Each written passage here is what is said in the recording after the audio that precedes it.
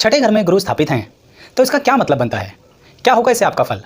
सबसे पहली बात इसके अंदर ये ध्यान रखने की है कि आप दो पर्सनैलिटी के मिक्सचर व्यक्ति हैं, डबल पर्सनैलिटी के। कैसी डबल पर्सनैलिटी? आप एक तरफ से बड़े जिद्दी व्यक्ति हैं और एक तरफ से बड़े दीवाने व्यक्ति हैं। जिद्दी और दीवाने ये कैसा? देखिए, जब आप किसी बात की जिद पर अड़ जाते हैं, ठान लेते हैं, आप किसी के साथ बड़ी गंभीर अवस्था में आ जाते हैं, आप किसी से क्रोधित हो जाते हैं, फिर आपको कोई नहीं हिला सकता। आपके जो विचार है ना, फिर वो स्वतंत्र विचार बन जाते हैं। क्यों? क्योंकि आप स्वतंत्र व्यक्तित्व के व्यक्ति हैं। आपको अपने स्वतंत्र जीवन से बड़ा प्रेम है। आपका ये विचार फिर अंगद के पांव की तरह है, जैसे हिलाया नहीं जा सकता। यानी अगर आपने की नाराजगी तो सामने वाला फिर आपकी नाराजगी झेल नहीं पाएगा। Introducing online degree program. दीवाने मतलब प्यार में पागल हैं, इमोशंस में पागल हैं, रिलेशंस को सर पे रख के नाच रहे हैं, तो फिर सामने वाला आपको बेवकूफ़ बनाएगा, आपको नचाएगा और आपका फ़ायदा भी लेगा। तो ये बात दो हैं आपके अंदर, क्या? जिद्दी और दीवानगी।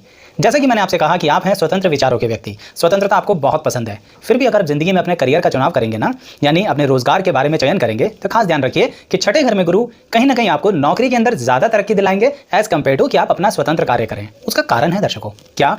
जब आप अपना कार्य करते हैं तो आपको बहुत विलंब से ग्राहक आता है, क्लाइंट आता है, कस्टमर आता है, आपको प्रॉफिट धीरे धीरे जनरेट होगा। सबके लिए नहीं, आपके लिए बहुत ज़्यादा दिक्कत होगी, तो वहाँ फिर पेशेंस बहुत ज़्यादा रखनी पड़ेगी। पर मैंने आपसे कहा ना, कभी कभी जिद जो है ये पेशेंस के विपरीत चली जाती है, तो आप पेशेंस खो देंगे। तो इसलिए अगर आप नौकरी करेंगे तो आपको प्रमोशन ज़रूर मिलेंगी। ऐसा क्यों है? क्योंकि आप अपने शत्रुओं को ना किसी नज़रिए से हरा ही दोगे। कैसे? लड़ोगे क्या? बिल्कुल नहीं, बिना लड़े ही हरा दोगे।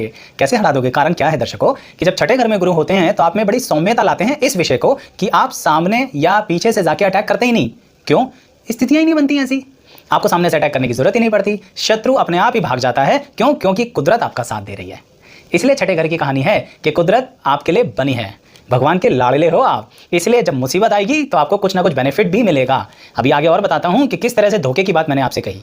पहले आपको यह बता देता हूं दर्शकों कि अपनी ज़िंदगी की कौन सी एज यानी उम्र के लिए थोड़ा सचेत रहिए। देखिए, जिनके बच्चे हैं छठे घर के गुरु वाले, उनको भी पता होना चाहिए कि कौन सी उम्र के अंदर बच्चों के प्रति ज़्यादा सावधानी रखनी है। खासकर उनकी बात कर रहा हूँ सिर्फ मैं, जिनका छठे घर में गुरु है। तो कौन कौन सी उम्र है आपके लिए? आपके लिए है 12 वर्ष की आयु, आपके लिए है 24 वर्ष की आयु, आपके लिए है 36 वर्ष की आयु। कहने का मतलब जब आपका 12वां वर्ष चल रहा होगा ना, बड़ा ही सावधानी का समय है। सिर्फ इसलिए नहीं कि कम उम्र है, सिर्फ इसलिए कि छठे घर के गुरु का प्रभाव उस समय सबसे अधिक होगा आपके ऊपर। बहुत उथल पुथल होगी, बहुत उतार चढ़ाव होंगे, बड़े मित्र संबंध बनाएंगे, बड़े इमोशनल होंगे आपको। ऐसे समय में आपके जो बड़े हैं, आपके जो घर के आपके माता पिता हैं, उनको ध्यान देने की बात है जिनके बच्चों के छठे घर में गुरु है। क्या? बिना बात किए अगर छठे घर के गुरु वालों से फाइट करी ना, तो ये लोग क्या हो जाते हैं? ये लोग रेबेलियन हो जाते हैं। तो इसलिए माता पिता खास ध्यान रखें, उन्हें रेबेलियन करने की क्या जरूरत है? जब ईश्वर ने उन्हें इमोशनल पावर दी है तो अपने बच्चों के साथ इमोशनल रही है। किनके साथ? जिनका छठे घर में गुरु है। ऐसे ही 24वां वर्ष, जब भी आप 24वें वर्ष में प्रवेश करते हैं छठे घर के गुरु वाले, आपकी जिंदगी में बहुत बड़ा परिवर्तन आता है, बहुत बड़ी चॉइसेस करनी पड़ती हैं। कुछ लोग सोच रहे होंगे इस वीडियो को देखते हुए कि ये तो सभी को करनी पड़ती है। ऐसा नहीं है दर्शकों, कुछ लोग 21 साल की उम्र में सेटल हो जाते हैं, कुछ पूरी जिंदगी सेटल ही नहीं होते हैं। तो इसलिए 24वां वर्ष जो है ना, छठे घर के गुरु के लिए बहुत इंपॉर्टेंट है। ठीक है, ऐसे ही मिडिल एज की शुरुआत से पहले 36th ईयर, 36वां वर्ष जो है वो आपके लिए बहुत इंपॉर्टेंट है। शायद आपका विवाह हो चुका होगा, शायद परिवार से संबंधित कोई नया डिसीजन लेने जा रहे होंगे, तो इसलिए है ये तो ईश्वर ही बताएंगे। पर बात यह है कि ध्यान रखने वाली बात है, ये 3 उम्र के वर्ष हमारे लिए बहुत ज़्यादा इंपॉर्टेंट है। बहुत सही से डिसीजन लीजिए, क्योंकि आगे आने वाले 12 वर्ष उस पर डिपेंड करते हैं। अब आगे एक और खास बात बताने जा रहा हूं आपको, वो क्या है कि आप लोगों को ननिहाल का सुख जरा कम मिलता है। ननिहाल मतलब यानी आपकी माता का जो परिवार रहा है विवाह से पहले, यानी वो ननिहाल, नानी परिवार, मामा परिवार, मौसी परिवार, इनका सुख जरा कम मिलता है। कहने का मतलब क्या होता है?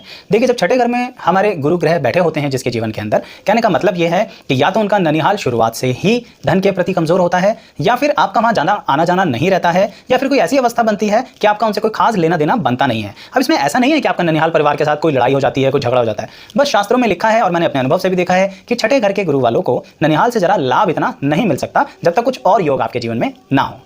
अच्छा, जब आपके जीवन के अंदर इस तरह से दर्शकों उतार चढ़ाव आ रहे हैं ना, तो एक बात आपसे जरूर कहूंगा, छठे घर के गुरु वालों को जब भी ऐसे उतार चढ़ाव आते हैं तो उनको कहीं ना कहीं अपनी बुद्धि के साथ साथ दूसरों से सुझाव जरूर लेने चाहिए।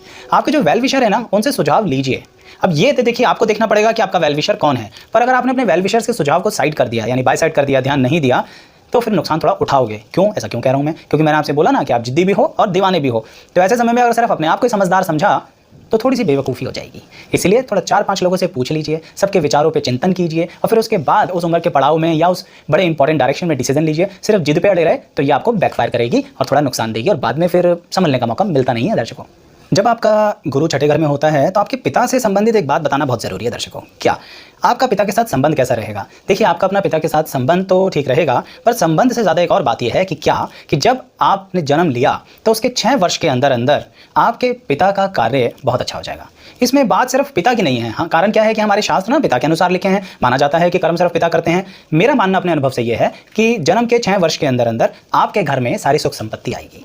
अगर आप एक ऐसे मिडिल क्लास घर में पैदा हुए हैं जहाँ शायद अभी मकान नहीं है, अभी वाहन नहीं है या और कुछ दिक्कतें हैं, तो वो सब सुलझनी शुरू हो जाएंगी आपके जन्म काल से ही, और 6 वर्ष के अंदर अंदर अंदर सब कुछ शुरुआत में कंप्लीट हो जाएगा। ऐसा क्यों है? क्योंकि छठे घर का गुरु बाल्यकाल से ही आपको कुछ ना कुछ सुख संपत्ति देता है। तो आपके भाग्य से आपके परिवार को वो सुख संपत्ति मिलेगी और अवश्य मिलेगी।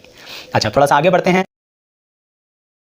So how much do you earn right now? 25 lakhs per